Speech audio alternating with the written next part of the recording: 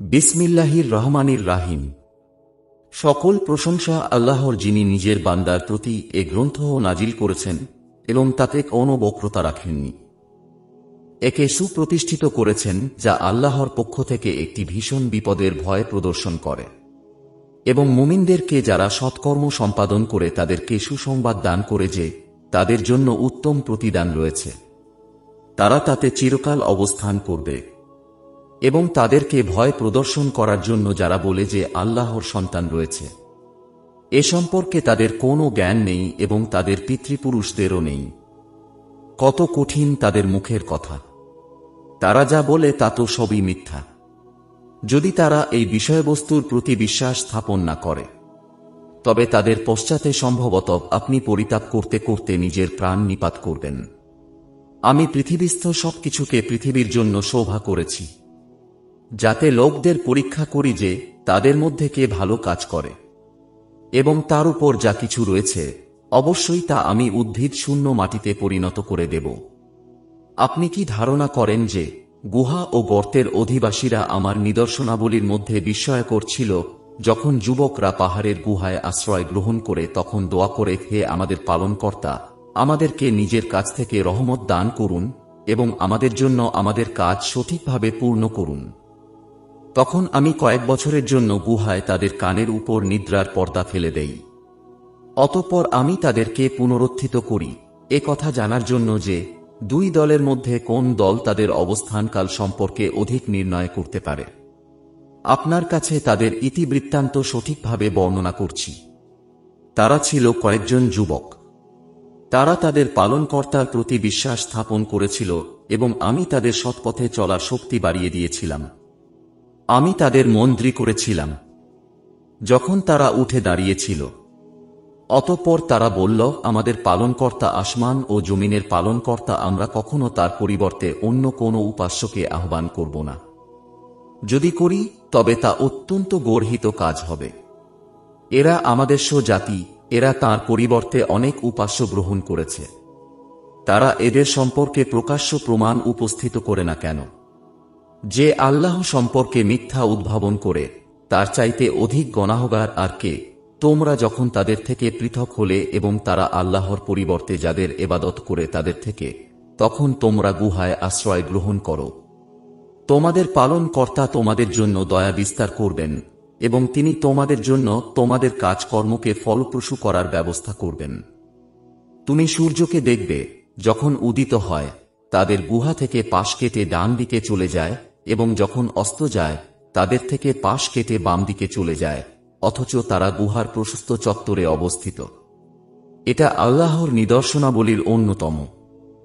আল্লাহ যাকে সৎপথে চালান সেই সৎপথ প্রাপ্ত, এবং তিনি যাকে পথভ্রষ্ট করেন আপনি কখনো তার জন্যে পথ প্রদর্শনকারী ও সাহায্যকারী পাবেন না। তুমি মনে করবে তারা জাগ্রত, অথচ তারা নিদ্রিত। আমি তাদেরকে পার্শ্ব পরিবর্তন করাই ডান দিকে ও বাম দিকে। তাদের কুকুর ছিল সামনের পা দুটি গুহাদ্বারে প্রসারিত করে। যদি তুমি উঁকি দিয়ে তাদেরকে দেখতে, তবে পেছন ফিরে পলায়ন করতে এবং তাদের ভয়ে আতঙ্কগ্রস্ত হয়ে পড়তে। আমি এমনিভাবে তাদেরকে জাগ্রত করলাম যাতে তারা পরস্পর জিজ্ঞাসাবাদ করে। তাদের একজন বলল, তোমরা কতকাল অবস্থান করেছ? তাদের কেউ বলল, একদিন অথবা একদিনের কিছু অংশ অবস্থান করছি। কেউ কেউ বলল, তোমাদের পালনকর্তাই ভালো জানেন তোমরা কত কাল অবস্থান করেছ। এখন তোমাদের একজনকে তোমাদের এই মুদ্রাসহ শহরে প্রেরণ করো, সে যেন দেখে কোন খাদ্য পবিত্র। অতঃপর তা থেকে যেন কিছু খাদ্য নিয়ে আসে তোমাদের জন্য। সে যেন নম্রতা সহকারে যায় ও কিছুতেই যেন তোমাদের খবর কাউকে না জানায়। তারা যদি আমাদের খবর জানতে পারে, তবে পাথর মেরে তোমাদেরকে হত্যা করবে অথবা তোমাদেরকে তাদের ধর্মে ফিরিয়ে নেবে। তাহলে তোমরা কখনই সাফল্য লাভ করবে না। এমনিভাবে আমি তাদের খবর প্রকাশ করে দিলাম, যাতে তারা জ্ঞাত হয় যে আল্লাহর ওয়াদা সত্য এবং কিয়ামতের কোনো সন্দেহ নেই। যখন তারা নিজেদের কর্তব্য বিষয়ে পরস্পর বিতর্ক করছিল, তখন তারা বলল, তাদের উপর শেড নির্মাণ করো। তাদের পালনকর্তা তাদের বিষয়ে ভালো জানেন। তাদের কর্তব্য বিষয়ে যাদের মতো প্রবল হল, তারা বলল, আমরা অবশ্যই তাদের স্থানে মসজিদ নির্মাণ করব। অজ্ঞাত বিষয়ে অনুমানের উপর ভিত্তি করে এখন তারা বলবে তারা ছিল 3 জন, তাদের চতুর্থটি তাদের কুকুর। এ কথাও বলবে তারা 5 জন, তাদের ষষ্ঠটি ছিল তাদের কুকুর। আরও বলবে তারা ছিল 7 জন, তাদের অষ্টমটি ছিল তাদের কুকুর। বলুন, আমার পালনকর্তা তাদের সংখ্যা ভালো জানেন, তাদের খবর অল্প লোকই জানে। সাধারণ আলোচনা ছাড়া আপনি তাদের সম্পর্কে বিতর্ক করবেন না এবং তাদের অবস্থা সম্পর্কে তাদের কাউকে জিজ্ঞাসাবাদও করবেন না। আপনি কোনো কাজের বিষয়ে বলবেন না যে সেটি আমি আগামীকাল করব। আল্লাহ ইচ্ছা করলে বলা ব্যতিরেকে। যখন ভুলে যান তখন আপনার পালনকর্তাকে স্মরণ করুন এবং বলুন, আশা করি আমার পালনকর্তা আমাকে এর চাইতেও নিকটতম সত্যের পথ নির্দেশ করবেন। তাদের উপর তাদের গুহায় 300 বছর অতিরিক্ত আরও 9 বছর অতিবাহিত হয়েছে। বলুন, তারা কতকাল অবস্থান করেছে তা আল্লাহই ভালো জানেন। নভমণ্ডল ও ভূমণ্ডলের অদৃশ্য বিষয়ের জ্ঞান তাঁরই কাছে রয়েছে। তিনি কত চমৎকার দেখেন ও শোনেন। তিনি ব্যতীত তাদের জন্য কোনো সাহায্যকারী নেই। তিনি কাউকে নিজ কর্তৃত্বে শরিক করেন না। আপনার প্রতি আপনার পালনকর্তার যে কিতাব প্রত্যাদিষ্ট করা হয়েছে তা পাঠ করুন।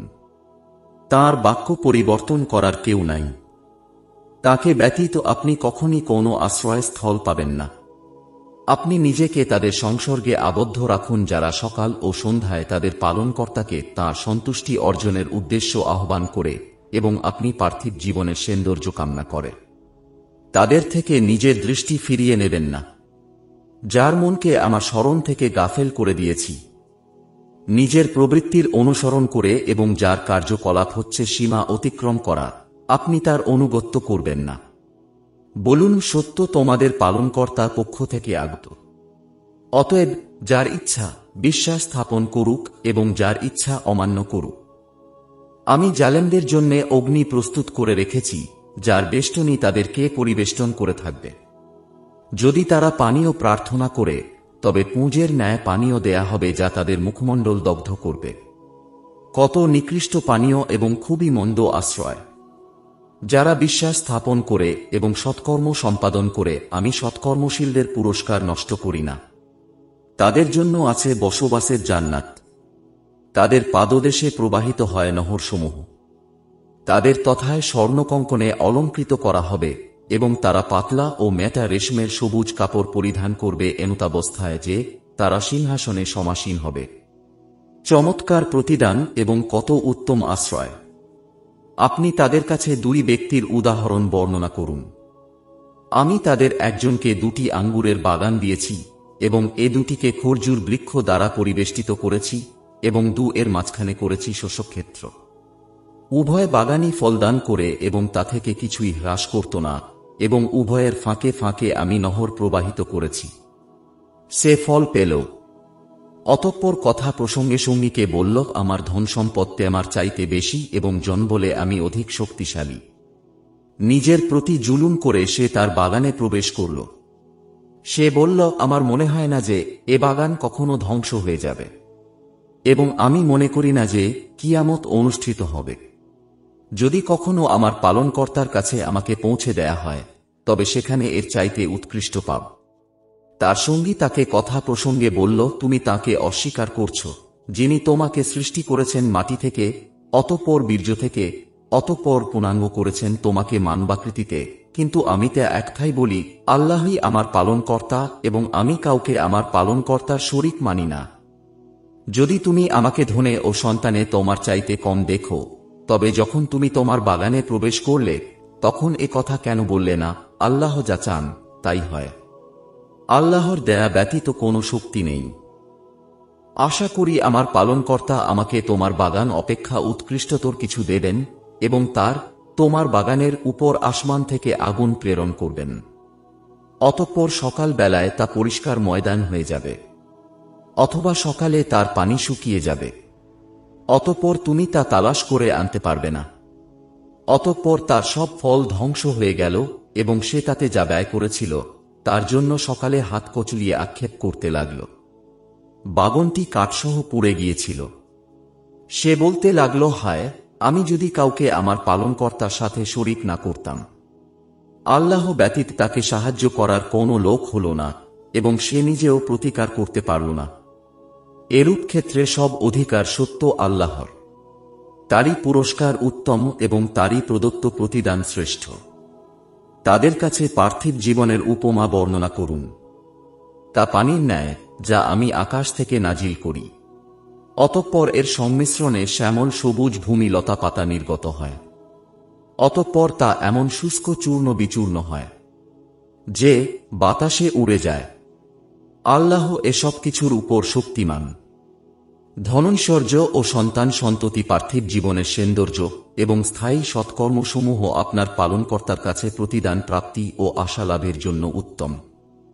যেদিন আমি পর্বতসমূহকে পরিচালনা করব এবং আপনি পৃথিবীকে দেখবেন একটি উন্মুক্ত প্রান্তর, এবং আমি মানুষকে একত্রিত করব, অতঃপর তাদের কাউকে ছাড়ব না। তারা আপনার পালনকর্তার সামনে পেশ হবে সারিবদ্ধভাবে এবং বলা হবে, তোমরা আমার কাছে এসে গেছ, যেমন তোমাদেরকে প্রথমবার সৃষ্টি করেছিলাম। না, তোমরা তো বলতে যে আমি তোমাদের জন্য কোনো প্রতিশ্রুত সময় নির্দিষ্ট করব না। আর আমল নামা সামনে রাখা হবে, তাতে যা আছে তার কারণে আপনি অপরাধীদেরকে ভীত সন্ত্রস্ত দেখবেন। তারা বলবে, হায় আফসোস, এ কেমন আমল নামা! এ যে ছোট বড় কোনো কিছুই বাদ দেয়নি, সবই এতে রয়েছে। তারা তাদের কৃতকর্মকে সামনে উপস্থিত পাবে। আপনার পালনকর্তা কারো প্রতি জুলুম করবেন না। যখন আমি ফেরেশতাদেরকে বললাম আদমকে সেজদা করো, তখন সবাই সেজদা করল ইবলিস ব্যতীত। সে ছিল জিনদের একজন। সে তার পালনকর্তার আদেশ অমান্য করল। অতএব তোমরা কি আমার পরিবর্তে তাকে এবং তার বংশধরকে বন্ধুরূপে গ্রহণ করছ, অথচ তারা তোমাদের শত্রু? এটা জালেমদের জন্য খুবই নিকৃষ্ট বদল। নভমণ্ডল ও ভূমণ্ডলের সৃজনকালে আমি তাদেরকে সাক্ষ্য রাখিনি এবং তাদের নিজেদের সৃজনকালেও না। এবং আমি এমনও নই যে বিভ্রান্তকারীদেরকে সাহায্যকারীরূপে গ্রহণ করব। যেদিন তিনি বলবেন, তোমরা যাদেরকে আমার শরীক মনে করতে তাদেরকে ডাকো, তারা তখন তাদেরকে ডাকবে, কিন্তু তারা এ আহ্বানে সাড়া দেবে না। আমি তাদের মধ্যস্থলে রেখে দেব একটি মৃত্যু গহ্বর। অপরাধীরা আগুন দেখে বুঝে নেবে যে তাদেরকে তাতে পতিত হতে হবে এবং তারা তা থেকে রাস্তা পরিবর্তন করতে পারবে না। নিশ্চয় আমি এ কুরআনে মানুষকে নানাভাবে বিভিন্ন উপমার দ্বারা আমার বাণী বুঝিয়েছি। মানুষ সব বস্তু থেকে অধিক তর্কপ্রিয়। হেদায়েত আসার পর এ প্রতীক্ষাই শুধু মানুষকে বিশ্বাস স্থাপন করতে এবং তাদের পালনকর্তার কাছে ক্ষমা প্রার্থনা করতে বিরত রাখে, যে কখন আসবে তাদের কাছে পূর্ববর্তীদের রীতিনীতি অথবা কখন আসবে তাদের কাছে আযাব সামনাসামনি। আমি রাসূলগণকে সুসংবাদ দাতা ও ভয় প্রদর্শনকারীরূপে প্রেরণ করি এবং কাফেররা মিথ্যা অবলম্বনে বিতর্ক করে তা দ্বারা সত্যকে ব্যর্থ করে দেয়ার উদ্দেশ্য, এবং তারা আমার নিদর্শনাবলীও যদ্বারা তাদেরকে ভয় প্রদর্শন করা হয় সেগুলকে ঠাট্টারূপে গ্রহণ করেছে। তার চাইতে অধিক জালেমকে, যাকে তার পালনকর্তার কালাম দ্বারা বুঝানো হয়, অতঃপর সে তা থেকে মুখ ফিরিয়ে নেয় এবং তার পূর্ববর্তী কৃতকর্মসমূহ ভুলে যায়। আমি তাদের অন্তরের উপর পর্দা রেখে দিয়েছি যেন তা না বুঝে, এবং তাদের কানে রয়েছে বধিরতার বোঝা। যদি আপনি তাদেরকে সৎপথের প্রতি দাওয়াত দেন, তবে কখনো তারা সৎপথে আসবে না। আপনার পালনকর্তা ক্ষমাশীল, দয়ালু। যদি তিনি তাদেরকে তাদের কৃতকর্মের জন্য পাকড়াও করেন তবে তাদের শাস্তি ত্বরান্বিত করতেন, কিন্তু তাদের জন্য রয়েছে একটি প্রতিশ্রুত সময় যা থেকে তারা সরে যাওয়ার জায়গা পাবে না।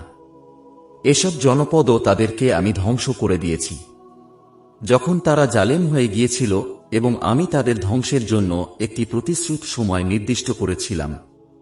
যখন মুসা তাঁর যুবক সঙ্গী কে বললেন, দুই সমুদ্রের সঙ্গমস্থলে না পেছা পর্যন্ত আমি আসব না, অথবা আমি যুগ যুগ ধরে চলতে থাকব। অতঃপর যখন তাঁরা দুই সমুদ্রের সঙ্গমস্থলে পেছালেন, তখন তাঁরা নিজেদের মাছের কথা ভুলে গেলেন। অতঃপর মাছটি সমুদ্রে সুড়ঙ্গ পথ সৃষ্টি করে নেমে গেল। যখন তাঁরা সে স্থানটি অতিক্রম করে গেলেন, মুসা সঙ্গীকে বললেন, আমাদের খাবার আনো, আমরা এই সফরে পরিশ্রান্ত হয়ে পড়েছি।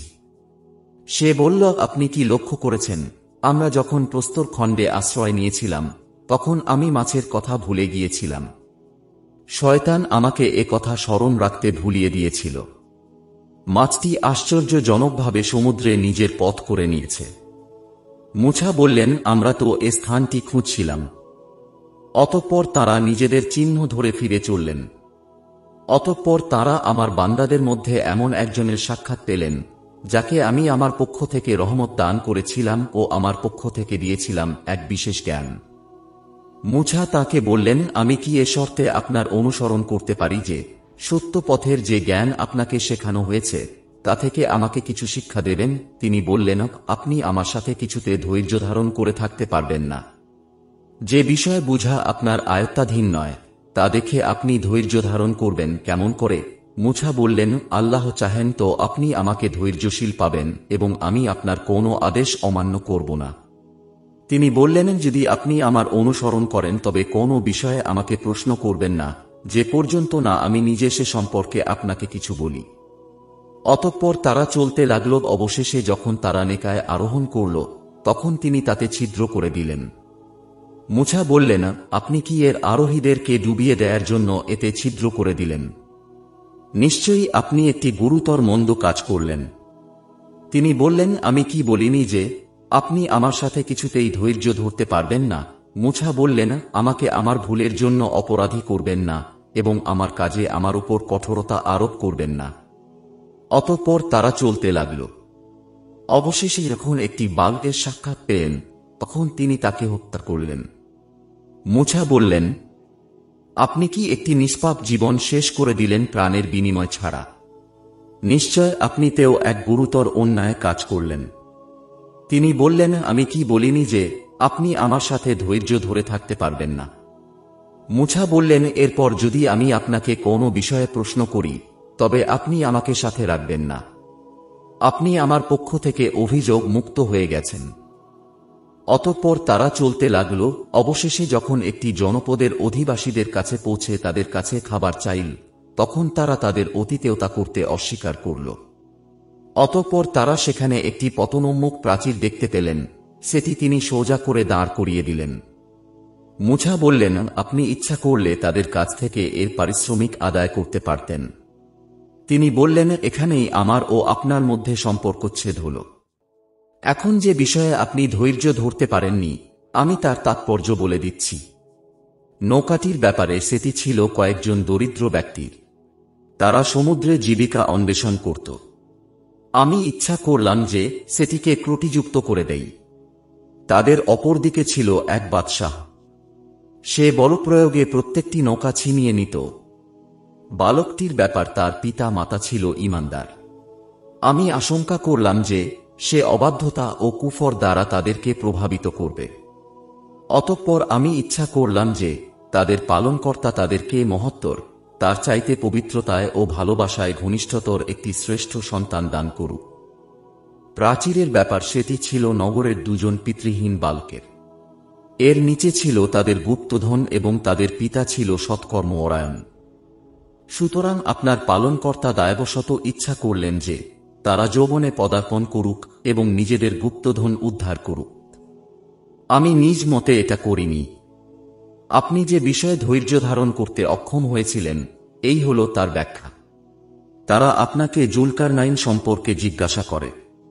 বলুন, আমি তোমাদের কাছে তার কিছু অবস্থা বর্ণনা করব।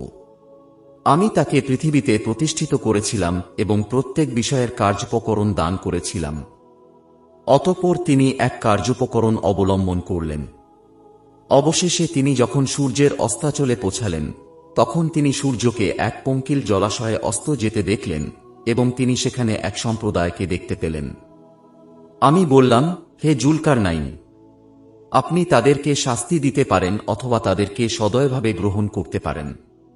তিনি বললেন, যে কেউ সীমা লঙ্ঘনকারী হবে আমি তাকে শাস্তি দেব। অতঃপর তিনি তাঁর পালনকর্তার কাছে ফিরে যাবেন। তিনি তাকে কঠোর শাস্তি দেবেন এবং যে বিশ্বাস স্থাপন করে ও সৎকর্ম করে তার জন্য প্রতিদান রয়েছে কল্যাণ, এবং আমার কাজে তাকে সহজ নির্দেশ দেব। অতঃপর তিনি এক উপায় অবলম্বন করলেন। অবশেষে তিনি যখন সূর্যের উদয় চলে পৌঁছালেন তখন তিনি তাকে এমন এক সম্প্রদায়ের উপর উদয় হতে দেখলেন যাদের জন্য সূর্যতাপ থেকে আত্মরক্ষার কোনো আড়াল আমি সৃষ্টি করিনি। প্রকৃত ঘটনা এমনই। তার বৃত্তান্ত আমি সম্যক অবগত আছি। আবার তিনি এক পথ ধরলেন। অবশেষে যখন তিনি 2 পর্বত প্রাচীরের মধ্যস্থলে পৌঁছালেন, তখন তিনি সেখানে এক জাতিকে পেলেন যারা তার কথা একেবারেই বুঝতে পারছিল না। তারা বলল, হে জুলকারনাইন, ইয়াজুজ ও মাজুজ দেশে অশান্তি সৃষ্টি করেছে। আপনি বললে আমরা আপনার জন্য কিছু কর ধার্য করব এই শর্তে যে আপনি আমাদের ও তাদের মধ্যে একটি প্রাচীর নির্মাণ করে দেবেন। তিনি বললেন, আমার পালনকর্তা আমাকে যে সামর্থ্য দিয়েছেন তাই যথেষ্ট। অতএব তোমরা আমাকে শ্রম দিয়ে সাহায্য করো। আমি তোমাদের ও তাদের মধ্যে একটি সুদৃঢ় প্রাচীর নির্মাণ করে দেব। তোমরা আমাকে লোহার পাত এনে দাও। অবশেষে যখন পাহাড়ের মধ্যবর্তী ফাঁকা স্থান পূর্ণ হয়ে গেল, তখন তিনি বললেন, তোমরা হাঁ করে দম দিতে থাক। অবশেষে যখন তা আগুনে পরিণত হল, তখন তিনি বললেন, তোমরা গলিত তামা নিয়ে আমি তা এর উপরে ঢেলে দেই। অতঃপর ইয়াজুজ ও মাজুজ তার উপরে আরোহণ করতে পারল না এবং তা ভেদ করতে ও সক্ষম হল না। জুলকারনাইন বললেন, এটা আমার পালনকর্তার অনুগ্রহ। যখন আমার পালনকর্তার প্রতিশ্রুত সময় আসবে, তখন তিনি একে চূর্ণ বিচূর্ণ করে দেবেন এবং আমার পালনকর্তার প্রতিশ্রুতি সত্য। আমি সেদিন তাদেরকে দলে দলে তরঙ্গের আকারে ছেড়ে দেব এবং সিংহায় ফুৎকার দেয়া হবে। অতঃপর আমি তাদের সবাইকে একত্রিত করে আনব। সেদিন আমি কাফেরদের কাছে জাহান্নামকে প্রত্যক্ষভাবে উপস্থিত করব। যাদের চক্ষুসমূহের উপর পর্দা ছিল আমার স্মরণ থেকে এবং যারা শুনতেও সক্ষম ছিল না। কাফেররা কি মনে করে যে তারা আমার পরিবর্তে আমার বান্দাদেরকে অভিভাবক রূপে গ্রহণ করবে? আমি কাফেরদের অভ্যর্থনার জন্য জাহান্নামকে প্রস্তুত করে রেখেছি। বলুন, আমি কি তোমাদেরকে সেসব লোকের সংবাদ দেব যারা কর্মের দিক দিয়ে খুবই ক্ষতিগ্রস্ত? তারা সে লোক যাদের প্রচেষ্টা পার্থিব জীবনে বিভ্রান্ত হয়, অথচ তারা মনে করে যে তারা সৎকর্ম করেছে। তারাই সে লোক যারা তাদের পালনকর্তার নিদর্শনাবলী এবং তাঁর সাথে সাক্ষাতের বিষয়ে অস্বীকার করে, ফলে তাদের কর্ম নিষ্ফল হয়ে যায়। সুতরাং কিয়ামতের দিন তাদের জন্য আমি কেন গুরুত্ব স্থির করব না? জাহান্নাম এটাই তাদের প্রতিফল, কারণ তারা কাফের হয়েছে এবং আমার নিদর্শনাবলী ও রাসূলগণকে বিদ্রূপের বিষয়রূপে গ্রহণ করেছে। যারা বিশ্বাস স্থাপন করে ও সৎকর্ম সম্পাদন করে, তাদের অভ্যর্থনার জন্য আছে জান্নাতুল ফেরদাউস। সেখানে তারা চিরকাল থাকবে, সেখান থেকে স্থান পরিবর্তন করতে চাইবে না। বলুন, আমার পালনকর্তার কথা লেখার জন্য যদি সমুদ্রের পানি কালি হয়, তবে আমার পালনকর্তার কথা শেষ হওয়ার আগে সে সমুদ্র নিঃশেষিত হয়ে যাবে। সাহায্যার্থে অনুরূপ আরেকটি সমুদ্র এনে দিলেও। বলুন, আমি ও তোমাদের মতো একজন মানুষ, আমার প্রতি প্রত্যাদেশ হয় যে তোমাদের ইলাহই একমাত্র ইলাহ। অতএব যে ব্যক্তি তার পালনকর্তার সাক্ষাৎ কামনা করে, সে যেন সৎকর্ম সম্পাদন করে এবং তার পালনকর্তার এবাদতে কাউকে শরিক না করে।